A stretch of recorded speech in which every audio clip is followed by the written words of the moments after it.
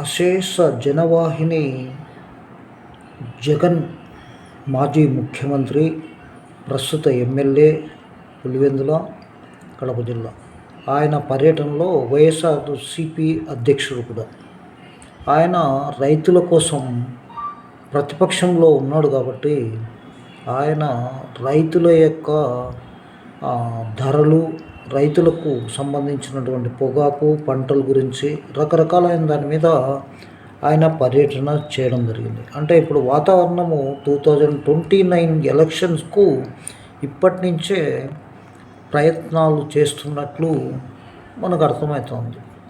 ముఖ్యంగా గత 5 సంవత్సరాలలో జరిగినటువంటి విషయాల మీద ఎంతోమంది ఎన్నో రకాలైనటువంటి ప్రాబ్లం ఫేస్ చేశారు. అయితే ఇప్పుడు ఈయన చెప్పేటువంటి మావిగన్ కానీ రాజధాని మీద లేదా రైతుల మీద చెప్పేటువంటి అంశాలు కానీ మనం ఒకసారి విశ్లేషణ చేసే ప్రయత్నం చేద్దాం. ముఖ్యంగా బాబు పాలన రైతులకు హానికరము అనే అంశం దేవరపల్లి పర్యటనలో మాజీ సీఎం జగన్మోహన్ రెడ్డి చెప్పడం. ముఖ్యంగా దాంట్లో మనం అర్థం చేసుకున్నటువంటిది అంశం ఏంటంటే, గతంలో రేట్లు పొగాకు బాగా ఉండేది, ఇప్పుడు తక్కువ ఉంది అనేటువంటి అంశం ఆయన చెప్తున్నారు.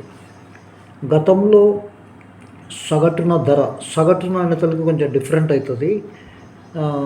289 రూపాయలు ఉంటే ఇప్పుడు 214 మాత్రమే పలుకుతుందంట.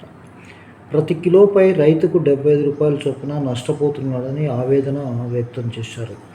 2023-24 రాష్ట్రంలో పొగాకు అత్యధిక ధర కిలో 411 పలికితే ఇప్పుడు కేవలం 214 రూపాయలు మాత్రమే. కేంద్ర ప్రభుత్వానికి చెందిన పిఐబి అధికారికంగా విడుదల చేసిన గణాంకం అని చెప్తున్నారు. ఇక ముఖ్యంగా చెప్పుకుంటే పొగాకు కొనుగోలు సక్రమంగా జరగడం లేదని, ఎక్కడ చూసినా 30-40% రిజెక్ట్ చేస్తున్నారని కూడా ఆయన ఆవేశాన్ని మండిపడ్డాడు. తీవ్ర ప్రతికూల పరిస్థితుల్లో నష్టపోతున్న పొగాకు రైతులతో స్వయంగా మాట్లాడడం ఆయన చేస్తున్నాడు. ముఖ్యంగా పొగాకు పంట సాగు, కొనుగోళ్ల పరిస్థితి, రైతులకు అందుతున్న ధర, ఎదుర్కొంటున్న సమస్యలను వారిని స్వయంగా అడిగి తెలుసుకున్నారు. పొగాకు రైతుల ఇక్కట్లు, ఇబ్బందులపై వారితో నేరుగా చర్చించారు. అనంతరం పొగాకు వేలం కేంద్రం బయట మీడియాతో మాట్లాడారు. ఈ సందర్భంగా ఆయన చెప్పినటువంటి అంశాలు ఏంటంటే, ఈ 26 నెలల పాలనలో రైతులు, సామాన్యులు నష్టపరిస్థితులను కల్పించడం ఈ ప్రభుత్వము. ఈరోజు చంద్రబాబు పాలనలో విద్య, వైద్యం, వ్యవసాయము, పారిశ్రామిక రంగము, మహిళా సాధికారత, సుపరిపాలన అన్నింటిలోనూ విధ్వంసమే కనిపిస్తూ ఉంది. బాబు పాలనే పొద్దున లేచినప్పటి నుంచి మనకు కనిపించేది ఏమిటి అంటే, ఎవరైనా అన్యాయానికి గురైన పరిస్థితుల్లో ప్రశ్నిస్తే అక్రమ కేసులు, అక్రమ అరెస్టులు ఇవి మాత్రమే కనిపిస్తాయి. ఈ వర్డ్స్ను మనం వినేదానికి చాలా వినసొంపుగా ప్రతిపక్ష పార్టీలు ఇలానే విమర్శిస్తుంటాయి. కానీ ప్రాక్టికల్గా మనం అధికారంలో ఉన్నప్పుడు ఏం చేశాము అనే అంశం కూడా మననం చేసుకొని అనైతికం కాకుండా నైతికంగా పరిపాలన చేయాలని చెప్పేసి మనం చెప్తున్నాం.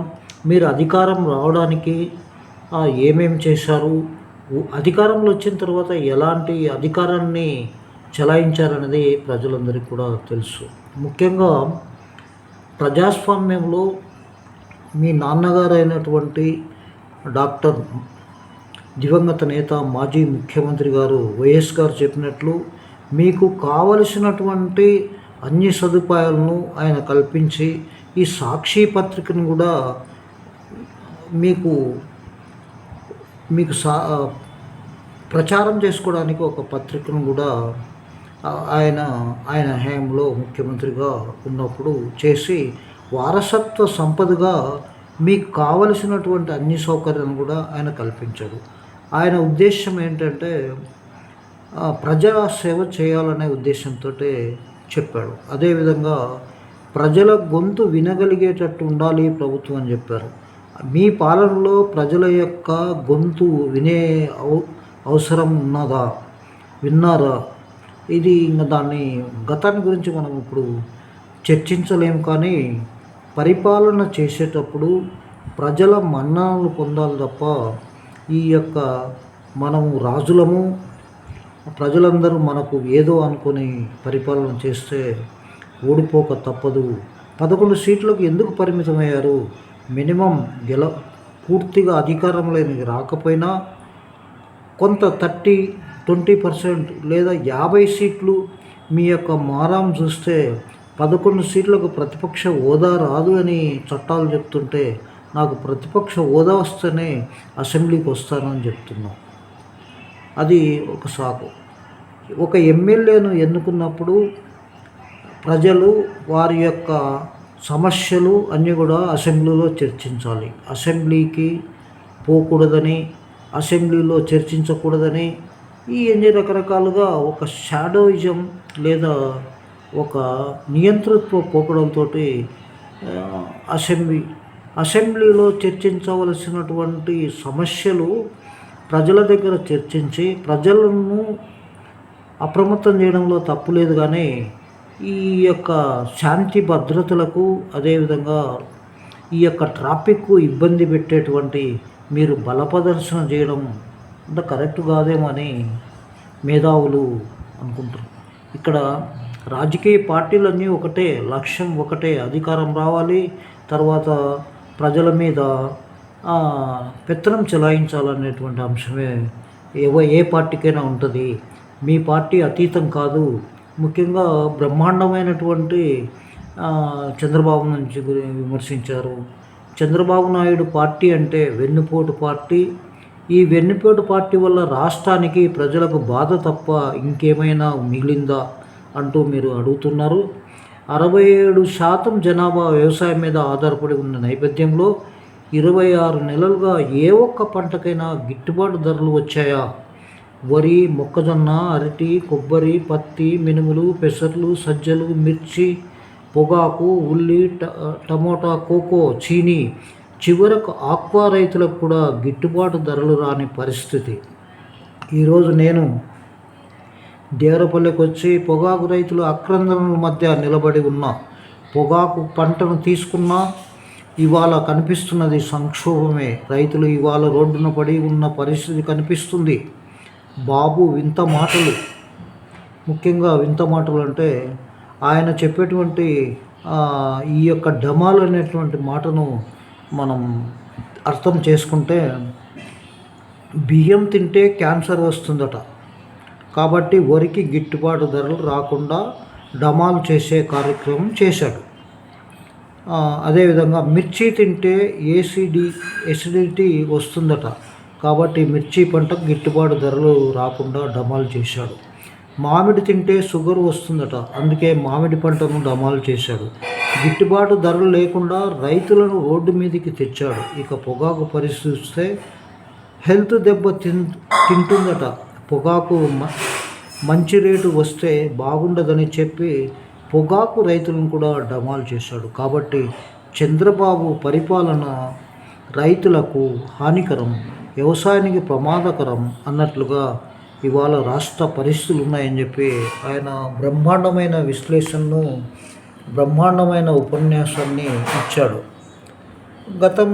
గతంలో ఆయన దాదాపుగా 5 సంవత్సరాలు పరిపాలన చేసినప్పుడు ఏ విధంగా చేశాడు అనేది మనన చేసుకొని అలాంటి తప్పులు క్రిమినల్స్ను ఏ పార్టీ వాళ్ళైనా తప్పు చేసినప్పుడు వాళ్ళను శిక్షించే అధికారము కోర్టులకు ఉంటుంది. కోర్టుల నుంచి ఎగ్జామ్షన్ తీసుకొని ఈ జరిగినటువంటి విధ్వంసకరమైన ఆర్థిక సంబంధమైనటువంటి ఆ 5 ఇయర్స్లో దాని మీద ఇప్పుడు ఎంక్వైరీ జరుగుతూ ఉంది. మద్యం మీద కానీ ఇంకా గనుల మీద కానీ రకరకాలైనటువంటివి. దాంట్లకు మనం ఇటీవల చూసాం, శ్రీకాకుళంలో ఒక స్పీకర్గా పనిచేసినటువంటి వ్యక్తి ఆయన కొడుకు మీద అధికారం ఉన్నప్పుడు ఒక భూమిని రైతులది రకరకాలుగా చేసి కబ్జా చేసి చేసుకున్న దాని మీద కోర్టు ఆయన మీద ఎఫ్ఐఆర్ చేస్తే తప్పించుకునేటువంటి లూపోల్స్ని ఉపయోగించుకొని చేస్తున్నారు. ఆ విధంగా బీద ప్రజల కోసం ఎంతో కష్టపడి ఈ యొక్క ఆస్తులు కానీ లేదా ఫ్యాక్టరీలు కానీ నీకు సమకూర్చినటువంటి మీ నాన్నగారు, అదేవిధంగా సొంత ఫ్యామిలీలోనే ఏ ఒక్కరికి కూడా నువ్వు యొక్క పదవి లేదు. ముఖ్యంగా ఇప్పుడు తల్లిని, చెల్లిని, బావను కుటుంబ వ్యవస్థలో విచ్ఛిన్నం చేస్తున్నావు. నువ్వు అధికారంలోకి రావాలంటే అందరినీ కలుపుకొని పోవాల్సిన అవసరం ఉంటుంది. కేసీఆర్ను దృష్టిలో పెట్టుకున్నావు. కేసీఆర్ నీలాగా కాదు, వాళ్ళ బంధువులను అందరినీ కూడా దగ్గర తీసుకున్నాడు. నువ్వు మాత్రం బంధువులను తీసుకుంటే నీ యొక్క సీటు ఎక్కడ పోతుందని భయంతో నువ్వు ఉన్నావు. తెలంగాణలో కూడా అదే పరిస్థితి ఉంది. ఈరోజు కవిత గారు ఒక సభ, ఆమె కేసీఆర్ కంటే గొప్పదానిగా కావాలని, అదేవిధంగా అమ్మలాగా జయలలితలాగా పనిచేయాలని, ఈ రాష్ట్రానికి ముఖ్యమంత్రి కావాలని, ఒకట కేటీఆర్ కానీ హరీష్ కానీ ఎవ్వరు కూడా కాకుండా ధీటు కాకుండా గతంలో జరిగినటువంటి అవినీతి, అక్రమాలు, అన్యాయాల గురించి వెలుగెత్తి సాటుతూ ఉంది. షర్మిల గారు వెలుగెత్తి కాంగ్రెస్లోకి వెళ్ళిపోయింది. ఈమె వెలుగెత్తి ఏ పార్టీలో పోతుందో తెలియదు. మళ్ళీ తండ్రి పార్టీలో పోయే అవకాశం మనకు కనిపిస్తుంది. నమస్తే, థ్యాంక్ యూ వెరీ మచ్.